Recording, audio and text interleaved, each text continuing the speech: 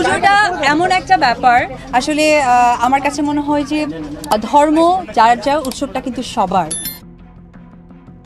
কোনো বাধাই যেন আর অপবিশ্বাসকে আটকে রাখতে পারছে না। ধর্মীয় উৎসবে ঠিকই উপস্থিত হতে চলেছে এই নায়িকা। অর্থাৎ দুর্গাপূজার 3 দিন কেটে যাওয়ার পরেও অপবিশ্বাসকে হয়তো অংশ নিতে দেখা যায়নি, কিন্তু এবার সকল বাধা অতিক্রম করে তিনি তার ধর্মীয় উৎসবে নিজের অবস্থানটি পরিষ্কার করে নিতে যাচ্ছেন। একজন হিন্দু ধর্মের ব্যক্তির ক্ষেত্রে পূজায় অংশ নেওয়াটা মোটেও অন্যায় কিছু নয়, তাহলে অপবিশ্বাসের বেলাতেও নিশ্চয়ই তার ব্যতিক্রম নয়।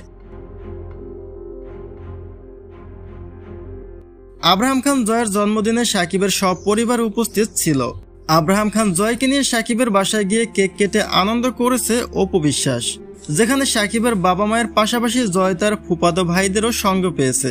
বুবলির বাসায় সাকিবকে দেখার পর থেকেই অপবিশ্বাস ব্যক্তিগতভাবে সাকিবের বাসায় তেমন একটা যাতায়াত করেনি। এক কথায় তাদের মাঝে দূরত্ব বেড়ে যাওয়ার একটা আলোচনা উঠেছিল, কিন্তু জয়ের জন্মদিনে সাকিবের পুরো পরিবারের উপস্থিতি দেখে সেই ধারণাটি পুরোপুরি পাল্টে যায়। আর জয়ের জন্মদিন শেষ হতে না হতে যেহেতু দুর্গাপূজা শুরু হয়েছে, তাই ধারণা ছিল সাকিবের সঙ্গ পেয়ে নিশ্চয়ই আর পূজার মণ্ডপে উপস্থিত হবে না অপবিশ্বাস।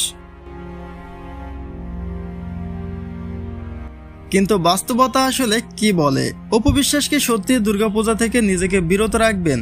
সম্প্রতি অপবিশ্বাস একটা ফটোশুটের ভিডিও প্রকাশ করেছেন, যার মূল উদ্দেশ্য ছিল দুর্গাপূজা।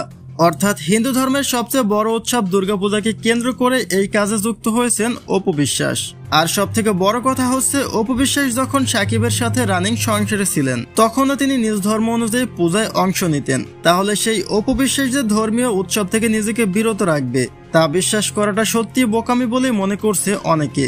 সন্দেহ প্রকাশ করা হচ্ছে অপবিশ্বাস ঠিকই দুর্গাপূজায় অংশ নিয়েছে, কিন্তু তা ক্যামেরার আড়ালে। নিজেকে সমালোচনা থেকে আড়ালে রাখতেই এবার নতুন উদ্যোগ নিয়েছে অপবিশ্বাস।